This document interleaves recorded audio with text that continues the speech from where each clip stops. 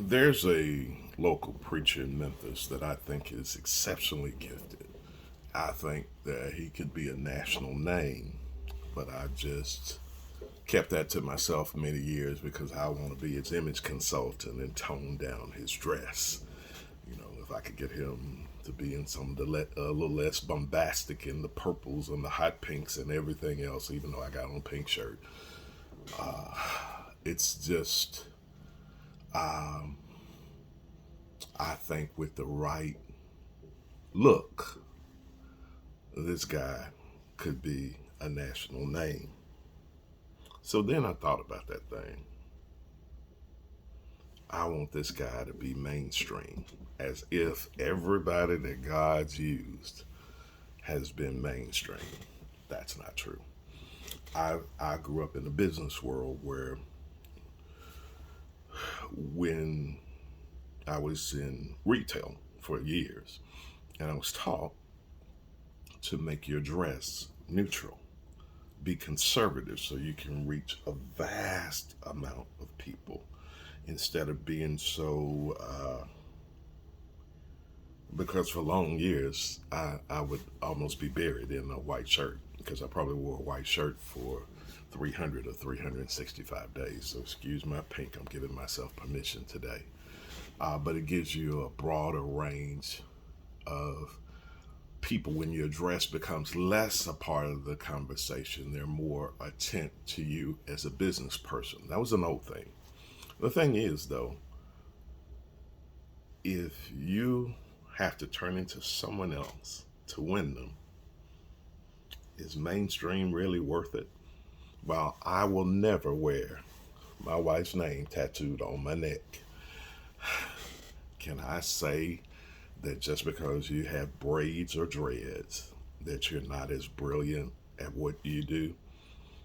I do believe that in some business situations that you would try to not offend the mainstream. But if becoming mainstream makes you have to become another person, you got to weigh it. First of all, becoming mainstream, changing a wardrobe completely is not free.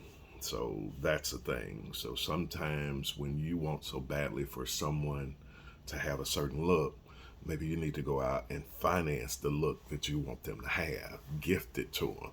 Give it to them. If you want them to change so bad, do it.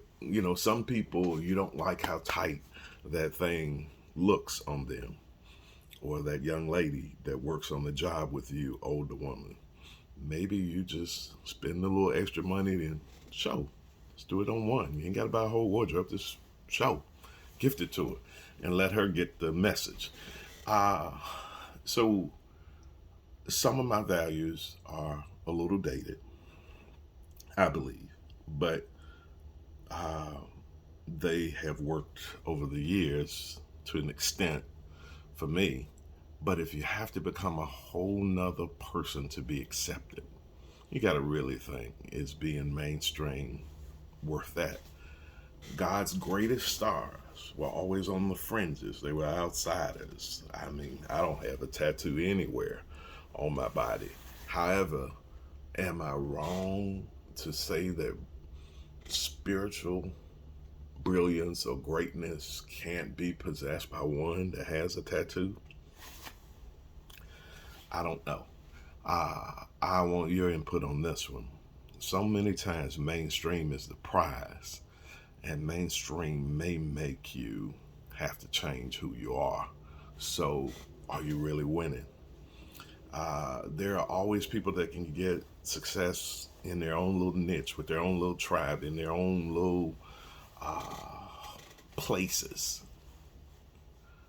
So, should mainstream success always be the goal? Should your success be defined by others? Should your success be determined by your resemblance to another community?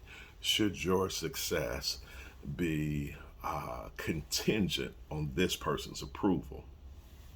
I gotta say that no matter how fly the preacher that I mentioned may look, he's still gifted. Should we look at the clothes? Should we look? God just came here and spanked me. He just said, man, look at on the outward appearance, but God looks on the heart. So look, sometimes you got to weigh mainstream acceptance.